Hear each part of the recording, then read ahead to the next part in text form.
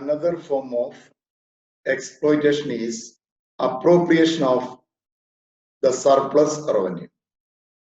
After acquiring the Diwani rights for the civil administration of Bengal, Bihar and Orissa, the East India Company directly plundered the peasants of these states by continuously raising the land revenue.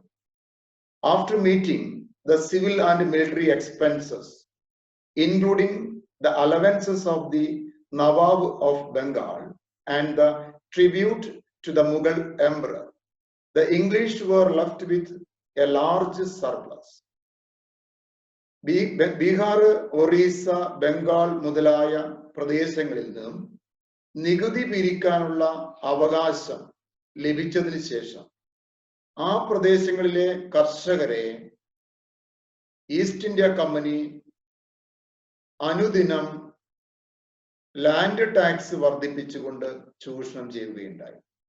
ഇന്ത്യയുടെ ഭരണപരമായിട്ടുള്ള എല്ലാ ചെലവുകളും കഴിഞ്ഞതിന് ശേഷം, അതുപോലെ തന്നെ മുഗൾ ഭരണാധികാരിക്കും അതുപോലെ തന്നെ ബംഗാൾ നവാബിനും ഒക്കെ നൽകേണ്ട അവരുടെ ആനുകൂല്യങ്ങൾ നൽകിയതിന് ശേഷവും വലിയ എമൗണ്ട് അവശേഷിക്കുകയുണ്ടായി.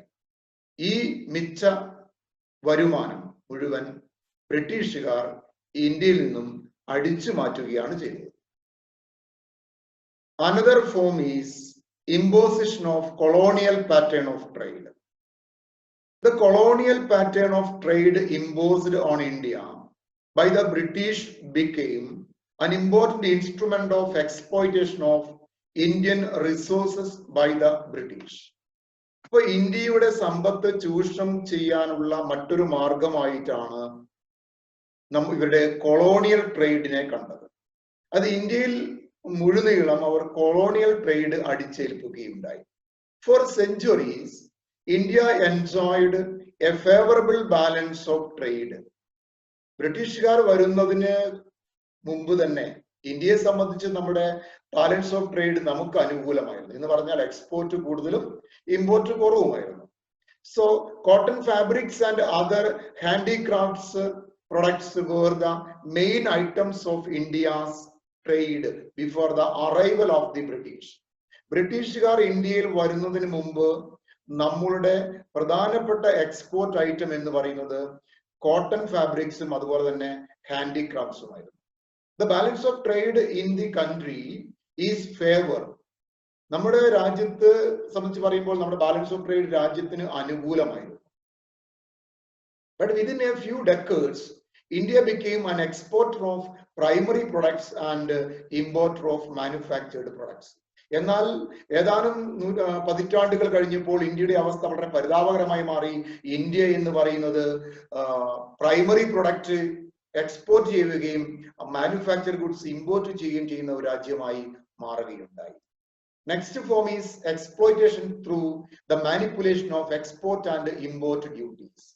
ഇന്ത്യയെ ചൂഷണം ചെയ്യാൻ ബ്രിട്ടീഷുകാർ സ്വീകരിച്ച മറ്റൊരു മാർഗമാണ് നമ്മുടെ എക്സ്പോർട്ട് ഡ്യൂട്ടിയിലും ഇമ്പോർട്ട് ഡ്യൂട്ടിയിലും കൃത്രിമത്വം കാണിക്കുക എന്നുള്ളതാണ്.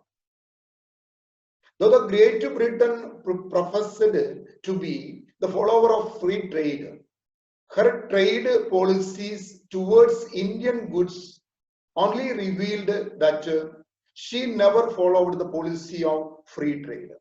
യഥാർത്ഥത്തിൽ ബ്രിട്ടൻ എന്ന് പറയുന്നത് ഫ്രീ ട്രേഡിന് പേരുകേട്ട ഒരു രാജ്യമാണ് എങ്കിൽ പോലും ബ്രിട്ടന്റെ ഇന്ത്യയോടുള്ള സമീപനം എന്ന് പറയുന്നത് അത് ഫ്രീ ട്രേഡ് ആയിരുന്നില്ല. Heavy import duties were imposed on Indian goods, excluding raw materials and foodstuffs. But a very nominal rate of import duties were imposed on British manufacturers into India. ഇവിടെ എന്താ ചെയ്തത്? ഇന്ത്യയിൽ നിന്നും കയറ്റി അയക്കുന്ന ഉൽപ്പന്നങ്ങൾക്ക് ഉയർന്ന നികുതി ചുമത്തുകയും അതേസമയം ഇന്ത്യയിൽ നിന്ന് കയറ്റി അയക്കുന്ന റോ മെറ്റീരിയൽസിനും ഫുഡ് സ്റ്റഫിനും കുറഞ്ഞ നികുതി മാത്രമാണ് ചുമത്തിയത്. അതേസമയം ബ്രിട്ടനിൽ നിന്നും ഇന്ത്യയിലേക്ക് വരുന്ന ഉൽപ്പന്നങ്ങൾക്ക് നികുതി കുറവും. അപ്പൊ ഈ രീതിയിലുള്ള ഒരു കൃത്രിമത്വമാണ് ബ്രിട്ടൻ ഇന്ത്യയോട് കാണിച്ചത്. അതിലൂടെ ഇന്ത്യൻ സമ്പത്ത് ധാരാളമായി ബ്രിട്ടനിലേക്ക് അടിച്ചു മാറ്റാൻ അവർക്ക് സാധിക്കുകയുണ്ടായി. Next one is the exploitation through industrial and commercial policies. വ്യവസായിക വാണിജ്യ നയത്തിലൂടെ ചില കൃത്രിമത്വം കാണിച്ചുകൊണ്ടും ഇന്ത്യയുടെ സമ്പത്ത് ബ്രിട്ടൻ അടിച്ചു മാറ്റുകയുണ്ടായി. Industrial and commercial policies were so designed to destroy Indian industries. അവരുടെ വ്യവസായ നയവും വാണിജ്യ നയവും ഇന്ത്യൻ വ്യവസായങ്ങളെ അടിച്ചമർത്താനും തകർക്കാനും ഉദ്ദേശിച്ചുകൊണ്ടുള്ളതായിരുന്നു. Heavy import duties on Indian goods entering Britain, high excise duties on goods manufactured in India, exemption from inland transit duties to British trader, preference to British manufacturers under the government store purchase policies, etc. are used to destroy Indian industries. Indian വ്യവസായങ്ങളെ തകർക്കാൻ അവർ സ്വീകരിച്ച നയങ്ങൾ ഏതൊക്കെയാണെന്ന് നോക്കാം one by one ആയി.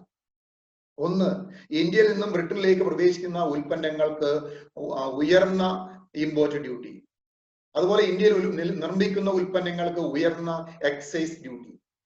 എന്നാൽ ഇന്ത്യയിലേക്ക് വരുന്ന ബ്രിട്ടീഷുകാരായിട്ടുള്ള ട്രേഡേഴ്സിന് അവർക്ക് ഫ്രീ ആയിട്ട് ഇവിടെ സാധനങ്ങൾ വിൽക്കാനുള്ള സാഹചര്യങ്ങൾ. അതുപോലെ ബ്രിട്ടീഷ് ഉൽപാദകർക്ക് ഗവൺമെന്റ് സ്റ്റോർ പർച്ചേസ് പോളിസിയിൽ അവർക്ക് കൂടുതൽ പ്രാധാന്യം കൊടുക്കുക. അപ്പൊ ഈ രീതിയിലൊക്കെയാണ് ബ്രിട്ടൻ ഇന്ത്യയുടെ സമ്പത്ത് അടിച്ചു മാറ്റിയത്. Next one is the exploitation through manipulation of exchange rates. A high rate of exchange four the rupee was advantageous to the British. The government of India had to make large annual payments in sterling. The higher the exchange rate, the heavier was the burden. ഇന്ത്യയെ സംബന്ധിച്ച് Britain സ്വീകരിച്ചത് exchange പോളിസിയിലുള്ള ഒരു കൃത്രിമത്വമാണ്. എന്താ അത്? ഈ Indian റുപ്പിക്ക് ഏറ്റവും ഉയർന്ന exchange മൂല്യം അവർ നിശ്ചയിച്ചു എന്നുള്ളതാണ്. അത് ബ്രിട്ടീഷുകാരെ സംബന്ധിച്ച് ലാഭകരമാണ്.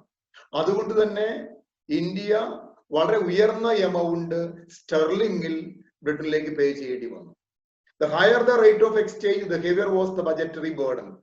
എക്സ്ചേഞ്ച് റേറ്റ് ഉയർന്നു നിൽക്കുന്നതോറും നമ്മുടെ ബജറ്റിന്റെ ബേർഡൻ എന്ന് പറയുന്നത്, നമ്മുടെ ഖജനാവിന്റെ ഭാരം എന്ന് പറയുന്നത് വർദ്ധിച്ചുകൊണ്ടിരുന്നു. Again, the higher the rate of exchange, the larger was the amount which the British civil and military personnel got in sterling for every rupee they saved or remitted to Britain. ഈ പറയുന്ന exchange rate ഉയർന്നു നിൽക്കുമ്പോൾ ഇന്ത്യയിൽ നിന്നും ശമ്പളം മേടിക്കുന്ന ബ്രിട്ടീഷുകാരെ സംബന്ധിച്ചും മിലിറ്ററി ഉദ്യോഗസ്ഥന്മാരെ സംബന്ധിച്ചും വലിയ എമൗണ്ട് അവർക്ക് ബ്രിട്ടനിലേക്ക് കയറ്റി അയക്കാൻ സാധിക്കുകയുണ്ടായി, അല്ലെങ്കിൽ അങ്ങോട്ടേക്ക് അയക്കാൻ സാധിക്കുകയുണ്ടായി. അതായത് ഇന്ത്യൻ സമ്പത്ത് ഈ രീതിയിൽ എക്സ്ചേഞ്ച് റേറ്റിലുള്ള കൃത്രിമത്വം കാണിച്ചുകൊണ്ട് അടിച്ചു മാറ്റാനായിട്ട് ബ്രിട്ടീഷുകാർ സാധിച്ചു, അല്ലെങ്കിൽ ഇന്ത്യയെ അവർ ചൂഷണം ചെയ്തു എന്നുള്ളതാണ്. Okay, thank you.